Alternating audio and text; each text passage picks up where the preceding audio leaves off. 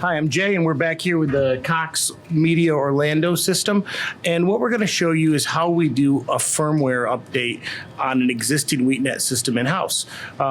Once you've got your new navigator installed, when you go over here to Version Manager, it's going to show you a list of all your blades in the system. As I mentioned earlier, this system has 75 different blades. We're going to do a global update of the entire system, so I'm going to select all blades here. I'm going to click Update. Because you've installed the new navigator, we're already going to install the firmware with the directory here, and so you'll look, it'll see Blade Update, and it's going to be a TGZ file. And I'm going to select that file, and I'm going to hit Open. It's going to ask me, am I sure? Yes, we're sure. I'm factory authorized. And so now what we've done is we're beginning the update. And you'll see right here, it's doing 4 blades at a time. Just for production reasons, I'm going to back out, and the progress bar will update when we're done. We're going to do a simple reboot also. Let you watch that for a moment.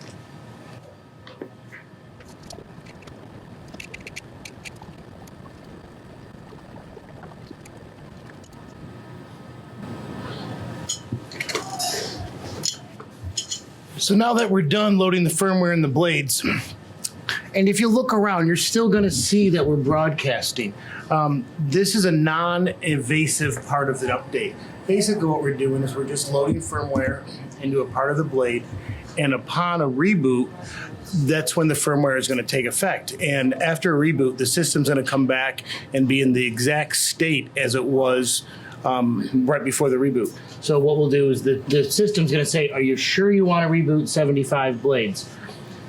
That means we can actually do the software maybe in the middle of the day, come back maybe after midnight, sometime doing an overnight, and actually reset the system. So what we're going to do now is we're going to emulate that. We've come in after hours, and we're just going to reboot the blades here. And what you'll see now is all the blades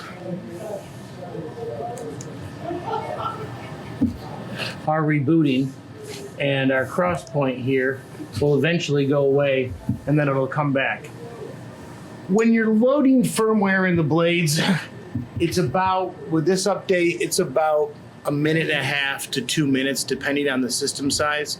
You'll see here with the counter on the video exactly how long it takes. 75 blades and 20 studios, I guess this would be what we'd call one of our larger systems. So worst case scenario. And as we see here, everything's in a frozen state. I see the blades are rebooting now. They're coming back online. As they come back, you'll see the audio connections restored, and you'll hear audio on all the consoles. And as you look, all the blades will be connected. All the controllers will come back. Prod rooms, edit rooms. We chose to do a full system reboot. Some software instances, it's not necessary. You might want to reboot air rooms one at a time and do some routing and switching to avoid that, minute or 90 seconds of downtime. Depends on your preference and what market you're in. Like I said, this case was pretty much worst case scenario. I see everything coming back now. All the splash screens on the blades are making their way in.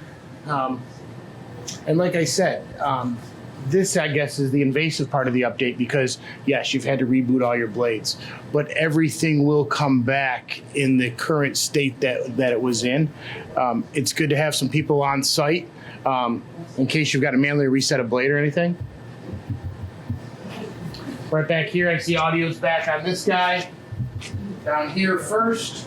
This guy came up first.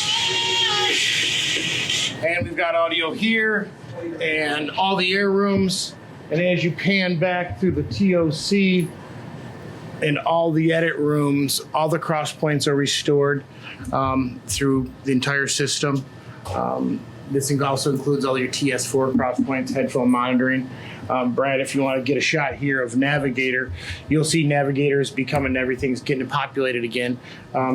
So that's pretty much it. You're looking at about 1.5 minutes for a firmware update on the blade. If you're not sure how to do that, please get in touch with the Wheatstone support department. They'll be happy to walk you through it and send you the documentation. Thanks again for watching.